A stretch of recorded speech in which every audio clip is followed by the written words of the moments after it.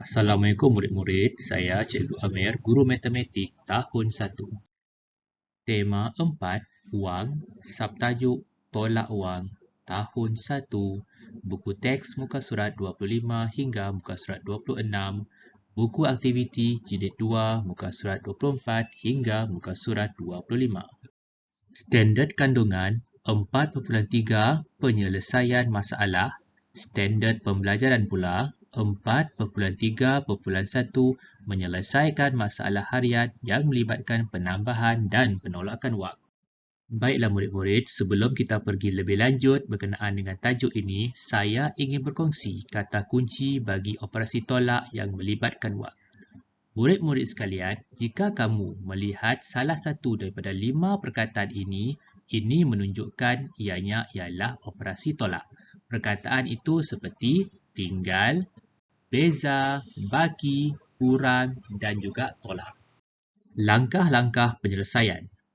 Pertama, baca soalan dan cari kata kunci dan gariskan. Kedua, tulis ayat matematik terlebih dahulu. 3. Tukarkan dalam bentuk lazim. 4. Susun nombor dengan nombor besar di bahagian atas manakala nombor kecil di bahagian bawah. 5. Selesaikan nombor di rumah sah terlebih dahulu. Dan yang terakhir, buat peminjaman di rumah puluh jika perlu. Murid-murid, baiklah kita lihat soalan aktiviti 3 soalan 1D. Murid-murid, ini merupakan ayat matematik.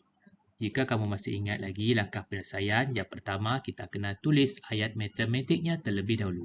Ini merupakan ayat matematik. 80 sen ditolak dengan 65 sen. Kita tukar ayat matematik ini kepada bentuk lazim murid-murid, iaitu kita menuliskan nombor yang besar di bahagian atas. Jangan lupa tuliskan operasi tolak 65 diletakkan di bahagian bawah.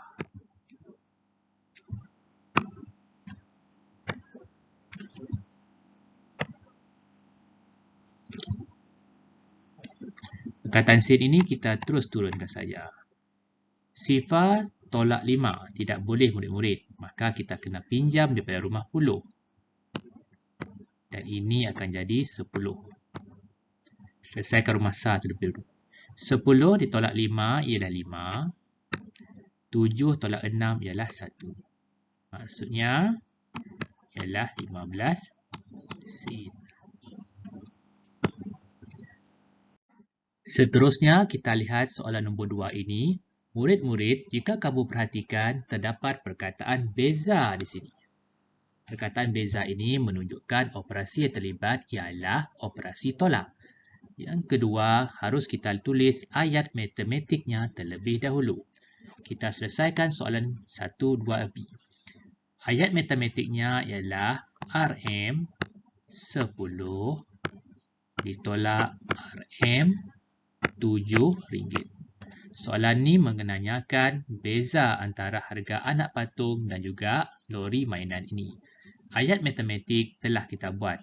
Maka kita tukar ayat matematik ini kepada bentuk lazim, iaitu kita tulis nilai yang besar di atas operasi tolak, simbol tolak, jangan dilupakan, dan nombor 7 ni kita letak di rumah sah di bawah sifar.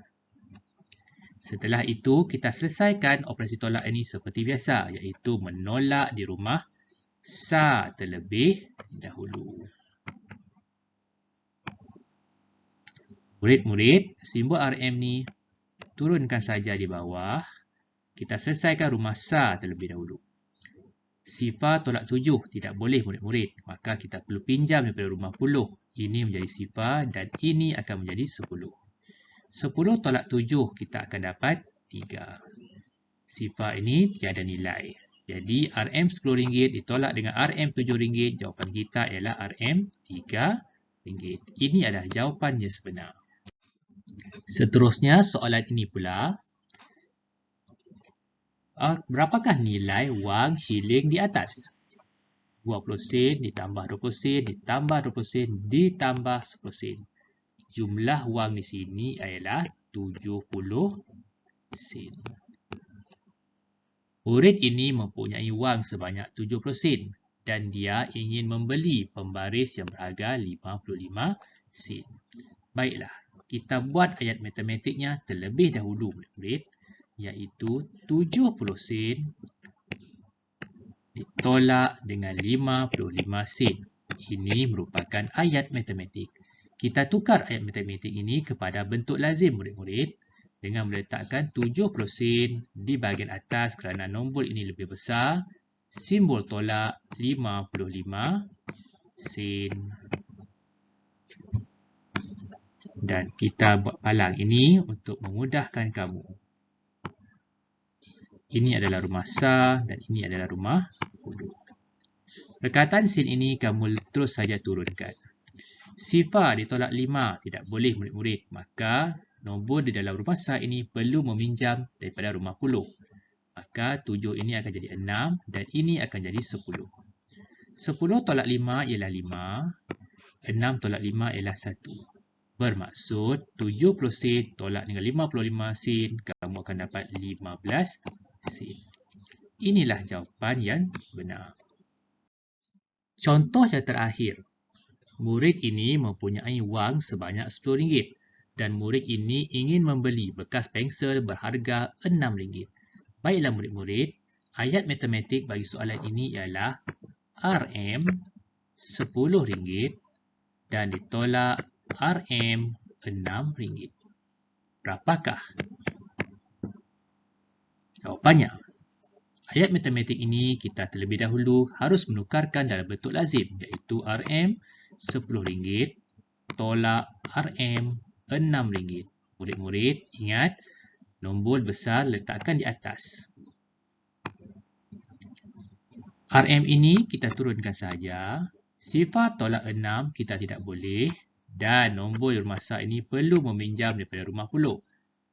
1 ni akan jadi sifar dan ini akan jadi 10. 10 tolak 6 kamu akan dapat 4. Maka dari sifar ini tiada nilai. Jadi jawapannya ialah RM RM4. Sekian saja untuk hari ini murid-murid. Semoga murid dapat menguasai tajuk ini. Assalamualaikum warahmatullahi wabarakatuh.